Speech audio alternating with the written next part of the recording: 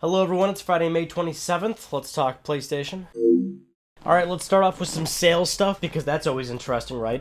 So, unsurprisingly, Uncharted 4 did very well. It sold 2.7 million copies so far. Sony is also saying it's the fastest-selling PlayStation 4 game ever released. Who really didn't see this coming? Big surprise. Uncharted 4 is doing pretty well. Guess the game's pretty good.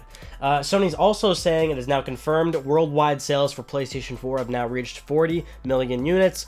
Typical Sony, doing very well with PlayStation 4. They're also forecasting that basically the same time next year, so around, April 2017, they're expecting within that time frame the next year to be selling around 20 million PlayStation 4s. To put that in a little bit of perspective, in the last financial year, they sold around 18 million PlayStation 4s. So they're expecting a 2 million increase from the previous period. So overall, things are still looking pretty good in Sony camp. All right, this one's pretty interesting. So an anonymous source was talking to Edge magazine about PlayStation VR, and this anonymous source is apparently a CTO, which is a Chief Technical Officer, which is a pretty high-ranking position within a company. And of course, it's something that kind of deals with this field, basically. But basically, this anonymous source was talking to Edge magazine about PlayStation VR, more or less claiming that PlayStation VR was going to be terrible on launch PlayStation 4s if that were going to be the case of PlayStation VR launching alongside PS4 as it originally launched. He specifically uses past term was. He was quoted as saying, PSVR was going to be terrible on a launch PS4. It was going to be truly awful. Something a bit more powerful starts to bring VR into range. If you want to deal with crazy requirements for performance in VR, you absolutely have to introduce new hardware. Now, the reason why it's very important about the past tense saying it would have been terrible on launch PlayStation 4s, because a lot of people are reading this news story and going, oh my god, PSVR is going to be terrible unless you have this theoretical PS4 Neo, because Sony's going to be doing a mid-cycle refresh, increasing the power of PlayStation 4 with new hardware that you don't have to buy, but people are freaking out about.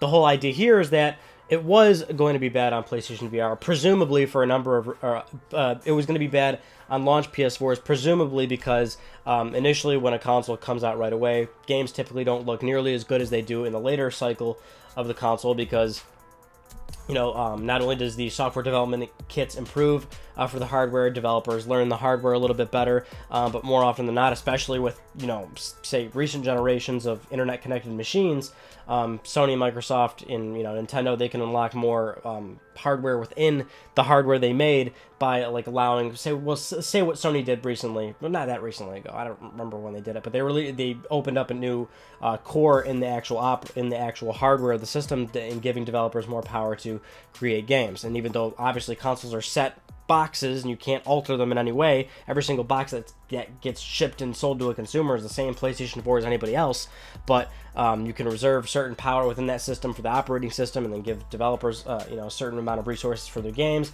And Sony and Microsoft and Nintendo can at some point update development kits and give developers a little bit more leeway with the hardware. And so that's kind of the case there, where it's like, well, if VR were to come out on launch PS4s, it wouldn't have been all that great, and the performance probably would have been pretty shoddy.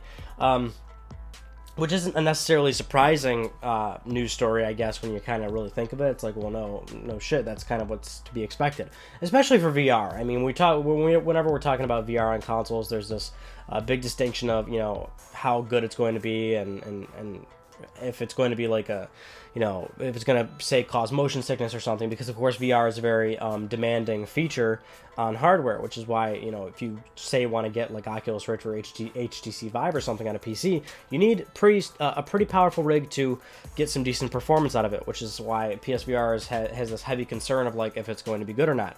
Luckily, PSVR is already, pretty much finalized at this point. Plenty of people have tried PlayStation VR and can report that it is, pretty good and a thoroughly enjoyable experience. Now, moving on to our final news story. Yes, this is regarding Xbox, but of course, as always, this is a very important thing regarding PlayStation as well. I know people actually dislike when we bring up Microsoft or something, but despite the fact that this is Let's Talk PlayStation, they're, Sony's biggest competitor, basically, and of course, often, at times on LTPS, we talk about the wider range of the video game industry because Sony is obviously included in the video game industry. Point being, let's talk about what's going on here. So, for a while now, we have been talking about PS4 Neo.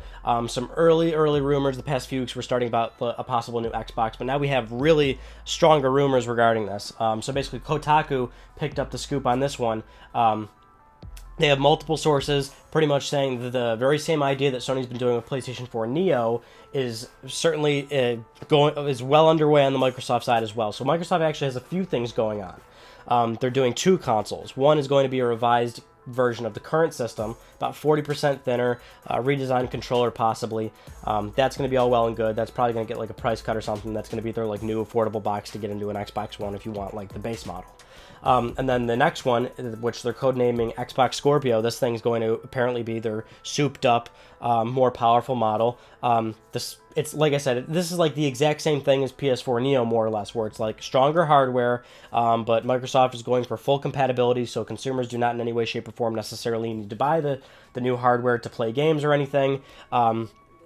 Goes back to what I've been saying for the longest time before these rumors even started, which is that we'll probably see consoles get released more frequently, but full compatibility and all that bullshit. I keep throwing that down your throats, but I kept saying it. I kept saying that's probably what's going to happen, and it's totally happening now. And well, the interesting thing here is that, at least for Microsoft, a few things has happened regarding Sony, of course. So with Microsoft, they are apparently speeding along this process even more because of the fact that PS4 Neo rumors have been like really cropping up, and it seems like Sony is getting the ball rolling faster than Microsoft. So apparently Microsoft is ready to announce this sooner than expected. At least a slimmer console. They're saying that they might announce that at E3, but we're not sure about this theoretical Xbox Scorpio where it's more powerful. The second part of it is that Xbox Scorpio is apparently shooting for a much higher target than PS4 Neo is in terms of power. So the one thing that they're going off of right now is that PS4 Neo apparently is going to have around like 4.14 or something teraflops. To put that into perspective, PS4 is at 2 point something. I don't have the numbers off the top of my head. But you know, the next PlayStation 4 is going to be, you know, roughly a little bit over 2 times more powerful than the current PS4. Microsoft's targeting 6 teraflops, and they're from what the rumors are saying is that this is in direct reaction to the fact that Xbox One for the longest time has this, you know, complete and totally, you know, real connotation to it, which is that it is the less powerful box, lower frame rates, lower resolutions. It's a very real problem on Xbox One, and Microsoft is like apparently full on like rectifying this with the new Xbox. They are targeting a very high amount of power that'll actually outperform PlayStation 4 Neo. So that's basically what's going to happen. Like, that's the rumors, of course. So all this could be complete and total fabricated bullshit. So we have to take it with a grain of salt. But like the PS4 Neo thing, when you start seeing so many sources come from all these different, you know, publications and things, these things are probably going to end up happening. That's definitely the case with PS4 Neo. We're just starting to really see some more concrete answers about the new, like what Microsoft's doing. And so it's part of the same conversation we've had before about this, which is that this is like apparently definitely where the games industry is going, which is probably more frequently released boxes, the full compatibility and whatnot. People are still bitching and moaning about this, even though it hasn't happened yet. Still don't understand it. Nobody's making you buy the new hardware. The games are still going to be completely compatible. It's still going to be consumer friendly for you because no matter how many goddamn PlayStations come out, games are going to be fully compatible. I was talking to a few people, you know, through messages and whatnot about like how some people are saying, oh, well, the new hardware could possibly hold back games still, since they got to allocate, since the games have to be compatible for all the platforms. But it's like, the point there, but the point I'm trying to make here is also that nowadays the reason why like this idea of like more frequently released boxes makes more sense is because like generational leaps don't really exist anymore. Like the jump from PS3 to PS4 wasn't completely substantial. Of course, it's definitely there, without a doubt. Like, there's noticeable differences, but it's not the jump from, say, PS1 to PS2. You know what I'm saying? It's all about diminishing returns. So even though PS4 Neo is going to come out, there's like, you know, I highly doubt there's going to be a scenario where a game could, say, release on PS4 Neo, and it just, that game just would not work on the original PS4. Like, that's a little bit far-fetched to say. The whole point of PS4 Neo and this possible Xbox Scorpio is the only improvements you can really make when you have that extra horsepower, which is like increased resolution and increased frame rate and possibly increased graphical fidelity. That's really the only thing you can do. I mean, one of the, you know, most notable examples of like graphical fidelity, for example, is Grand Theft Auto 5 on Xbox One. There's not as much foliage in the Xbox One version for Grand Theft Auto 5. That's just like one small little detail. So it's like if you want the latest and greatest, you'd buy the newest PlayStation or Xbox, and if you don't, you'd play your current hardware. But this is like the shift that we're going in, and the thing is, I can still I'll play a devil's advocate here, even though these people aren't wrong, but like, You know, I understand from like a lot of consumers that are saying that are like fearful of this. I guess they're just not seeing it the way that I'm seeing it, but it's just like it's a different business model. You know, it's something that consoles never traditionally, in any way, shape, or form, have been before. It just doesn't really, you know, it's never happened before, so that's why a lot of people are wary about it. And even more so, you know, video game industry, people love to, you know, gamers love to bitch and moan about everything and get crazy scared when something, you know, new or different happens. But I guess the grander importance of this news story is that this is like definitely happening for Sony and Microsoft, and it's going to be a big shift for like possibly how, you know, you're going to be like buying games and game consoles for the next how many or so years that game consoles stay relevant. Which they probably will for a long time if they, you know, say start doing this business model and it ends up working out for them. Because again, you don't have to buy the newest one right away. You could say skip PS4 Neo and then get the next PlayStation, and that would line up with about, you know, 5-6 years of an upgrade cycle if that's how you want to stick to your games. Same way with phones. You know, you don't have to buy a new phone every year. Phones release super frequently. It's just a proven market, and, you know, Sony and Microsoft kind of see that, and they also see the benefits of it when it's like use the same architecture. That way you never have to worry about backwards compatibility and all this shit. You know what I'm saying?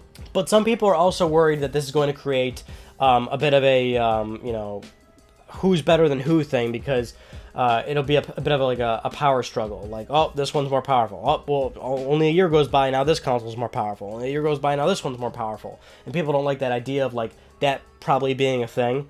I don't really see that happening. You know, these systems aren't going to release every single year. I highly doubt that's the case. PS4 came out in 2013. We're just now hearing rumors about, you know, a next console. That's what, we're already...